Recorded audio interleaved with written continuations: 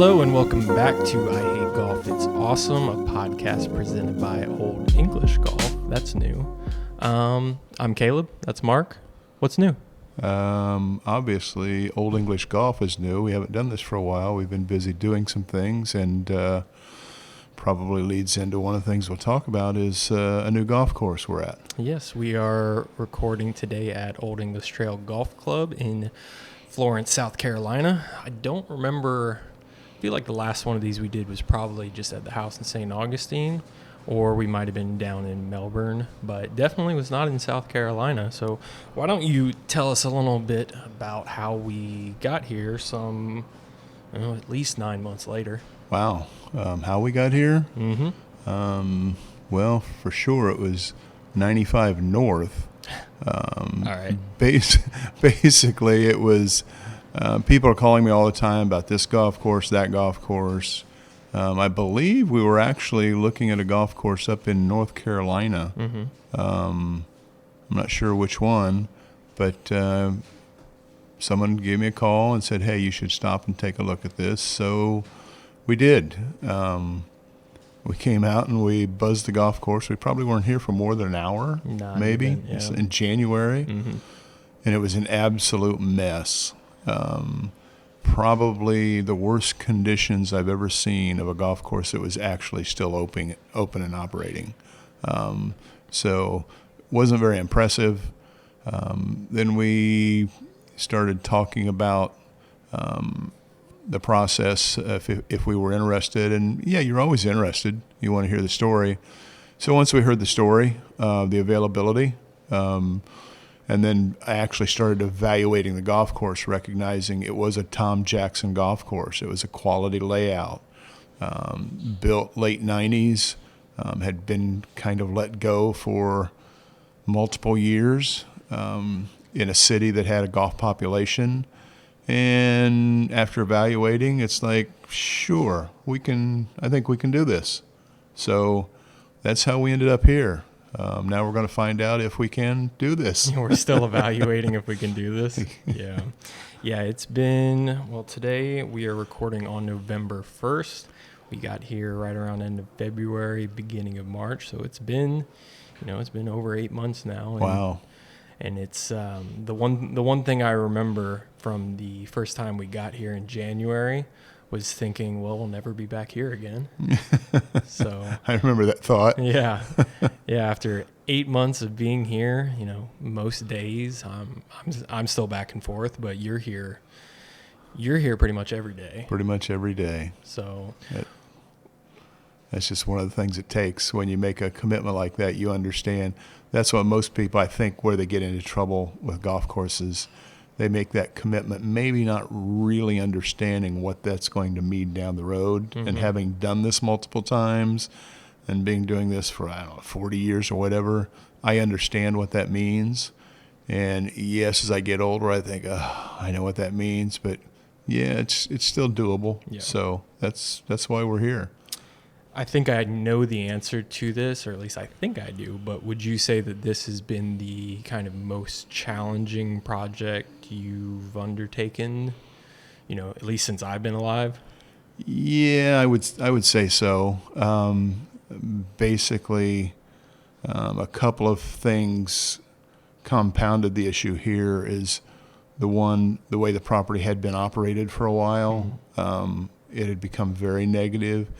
And two, the deplorable conditions of the entire property. Mm-hmm. We go into places where, wow, the greens are struggling, or this or that, but here it was everything. Yeah. And it's just, that just played into it. It's like, yeah, and I've always been one that the challenge never scares me. Mm-hmm. And it's something we've done before, maybe not to this extreme, but I felt like because of the quality of the property, the area, the community, the people, I really believe the investment was worth it. Mm-hmm. So, yeah, we pulled the trigger and here we are. Mm-hmm.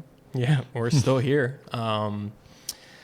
It's definitely been, some things that we didn't expect in the past 8 months, but I mean, I feel like so far it's kind of going pretty well, as maybe as Oh, well as we could ask for. Yeah, I'm very pleased. I have the problem of I tend to look to see where we need to get to instead of recognizing how far we've come, and I have to catch myself there. But absolutely, I'm thrilled with where the property's at, and now we're just starting to introduce our programs, introduce marketing, which we haven't even been able to get to yet. So I'm kind of excited about getting to that next stage of what we can get done here. Well, yeah, I mean, it's been 8 months of trying to get the course to a condition where we even, want to market it to people. And, obviously you kind of made the decision to start out by focusing, the first growing season on the greens. That's gone pretty well. But what was your reasoning for, maybe not focusing on some of the more visible problems with the course, but really just focusing so much time and energy into the greens? Well, I think, one is we aggressively went after the weeds on the golf course. Yeah. And we accomplished that, not as much as we'd like to, but, as you probably remember, I told you when we first looked at them, it's like, I'm almost afraid to treat the weeds to get rid of them. It might be dirt. Yeah.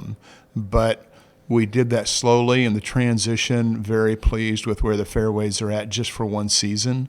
And yes, they'll get a lot better next year. But really the focus and the proof of, okay, the greens have to be healthy. If you don't have healthy greens, and that doesn't mean fast greens or greens where you can back up a ball, it has to be healthy enough where you can putt and enjoy it. Yeah.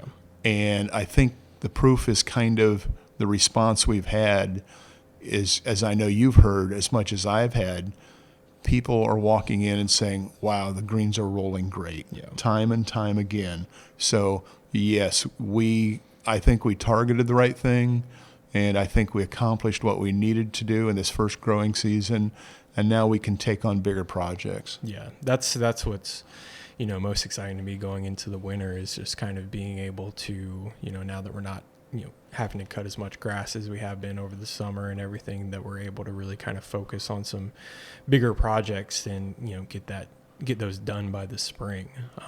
What project specifically do you have in mind for the winter? Well, obviously we're going to start digging into the sand traps, continuing to clean the property up, just make a better presentation out of it. We've done things like tear down the old scoreboard that was kind of half falling over, and things like that, taking out shrubs and things, and it's just cleaned up buildings and patch siding and all that stuff that when you pull in, the appearance of it, you want it to be comfortable when you pull in. Cleaning up the clubhouse that we'll continue to do, and do some remodeling. But, obviously our biggest project it's going to be the sand traps. In talking to people and researching, I've even been told that people who were here 5 years after it was open said there was trouble with sand traps, that, they'd fill with water. They were a mess. So we're kind of picking and choosing right now, eliminating probably 6 to 10 sand traps, and then shrinking most of the others to kind of fit with, our whole Old English Trail theme, more of a bunker style sand trap, the round trap that actually protects a spot on the green instead of these massive, what I call them, development greens that, in the late 90s, wow, that's impressive. But one, they can't be maintained. And two, most of the time they just don't make sense. They don't fit with the property. So that's our biggest project. But on the other side of that, to me, the biggest project is, how long, we've had a junior golf program nationally and internationally. I haven't been able to do any of that, haven't had time for any of that. So I'm really eager to kick that off and get that started, because that's kind of, to me, without that, that's really what I do. All this other stuff is I do it to make things work. The enjoyment I get out of it is, we started our official junior program in 1989. I've been teaching golf for, gosh, I hate to say it, probably 45 years now. And to me, I get a lot of enjoyment out of having kids groups and introducing them to the game and letting them have fun. Mm-hmm. You know, as you know, I've always preached, no, we were never trying to create the next Tiger Woods. Do really good golfers come out of our program? Absolutely they do. But that's up to the kids and the families. But it's just learn how to play golf. And especially now, I think we've seen with the whole COVID thing, people coming back to golf and realizing again, it's like, wow, it's kind of fun out there. Mm-hmm. Go out on a Sunday afternoon and spend time outside playing golf with some friends and family. So that's kind of the point of my junior program. Yeah. Yeah, it's not the daycare program. It's, something that can, be enjoyable for everyone, really. Right. Well, that's kind of the other side of it is like when I first started years ago, junior golf was kind of babysitting programs. Yeah. It's like you drop your kids off. I encourage parents as much as possible to hang out, to learn with their kids and develop that relationship and let that be an activity they can do together. So that's always been our approach. And, I think, some people don't like us. Some people just want to drop their kids off, and that's fine too. Don't have a problem with that. But I think a lot of people have connected with that, and they get it. Yeah, absolutely. Yeah, it's exciting. It's obviously we still have a lot of day-to-day operations stuff that we have to do, but we've got 8 months of this under our belt. And we still haven't created an official scorecard. Yeah. Well, I've been busy. The temporary. If you can write your score on it, then it works for me. Yeah, you'll show up and see what I would consider odd things, like they have the granite monuments on the tee markers with a hole, and they're not even from the last name of the golf course. They're from the name before the last name of the golf course. Well, so you see that when you pull into the entrance of the neighborhood. Yeah, exactly. Still has 2 names ago on it. Yeah, I think outside of that and the tee monuments, I'm pretty sure we've got everything Old English Trail out there. But I think so. There's probably a few signs that I've missed. You see something new every time you go out on the course. And talking about the bunker situation that's probably, the more I think about it, I think it's probably been a good thing that we've waited, until the winter, gotten through the first growing season, because it's given us a lot of time to think about what actually makes sense instead of just, the first week we're here trying to fix them. Because it's like we did try to do some things at first, and that taught us some things about the course, and we've had a lot of time to look at the course and figure out what makes the most sense for the kind of golf course we want this to be. Right. Yeah, it's kind of an overall how do we want the golf course to play? To me, that's critical. Mm-hmm. Again, like I said, it's a really well done Tom Jackson layout, but it can be very, very challenging. Oh, so absolutely. One of the things that I've evaluated is how do we soften that a little bit for that 12, 15 handicap player. So that's kind of the goal. It's always going to be a challenge. Yeah. I mean, you can't take that away from this golf course, Yeah. but we do need to soften a little bit. It's just like, we've cleaned up probably most of the back tees now. Many of them weren't open.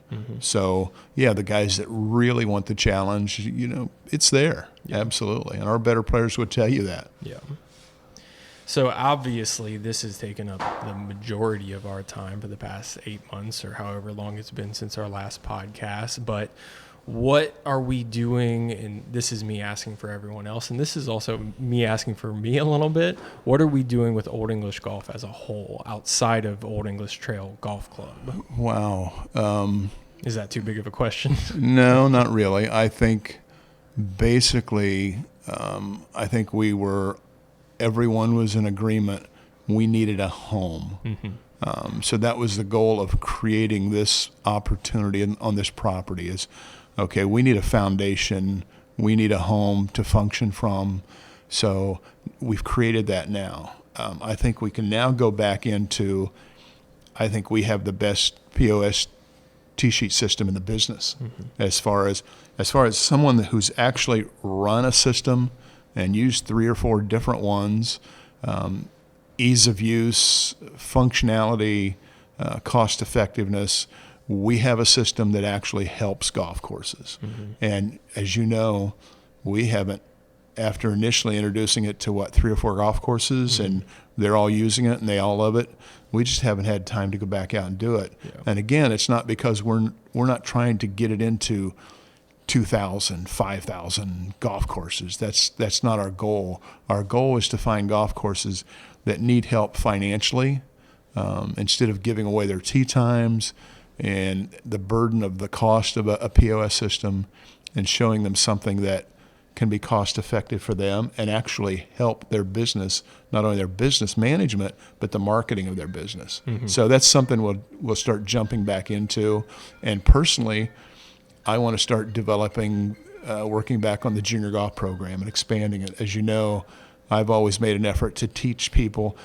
I've never been the one just like, okay, I'm going to come in and work with your kids. And that's not what I do. My goal has always been to find a golfer interested and show them how to run a quality junior golf program in their area. So that's something that we're going to get back into, as well as, even right now, we're looking at other golf course opportunities. Yeah, there's definitely, there's always a lot going on, whether it's with Tee Sheet, talking to other golf courses and stuff. And, this is the first time we've really had, it hasn't been because we haven't wanted to do a podcast. It's just we haven't had the time to do it. And I'm excited to kind of get back into this. We've done a few videos since we've been here, but a combination of time and just so much going on hasn't allowed us to really kind of showcase here and showcase what we can do, kind of as a company. Right. So what else did you want to talk about today? I think I've covered pretty much everything. I am almost ready to start playing golf again after over a year, if not a year and a half. It's been well over a year. I dealt with a retina tear that they worked on and semi-fixed. It's just like right now I have a depth perception issue. When it comes to swinging at a golf ball. Looking down at the ground is a little challenging, but I'm kind of eager to start going out and hitting a golf ball again and see what happens there.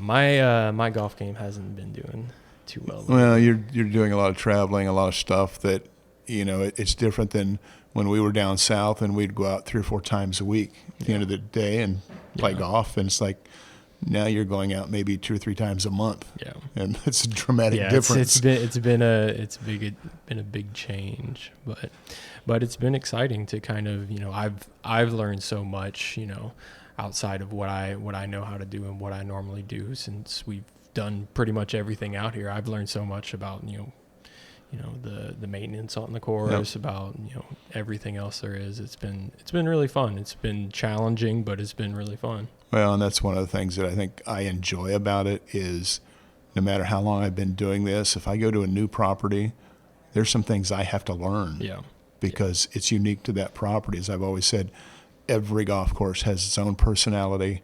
Until you, as a manager or owner, learn that personality and develop that, you're going to struggle. So in that, you have to learn some things every time. Yep. Well, I'm glad we got to do this again. Yeah, finally. Yeah. I'm not gonna fall into the trap of saying we'll be back next week or anything like that. At least 6 months. We'll be back soon. It's not going to be another 10 months before we do another one. But for now, thank you for listening to I Hate Golf. It's awesome. Caleb, he's Mark, and we'll see you next time.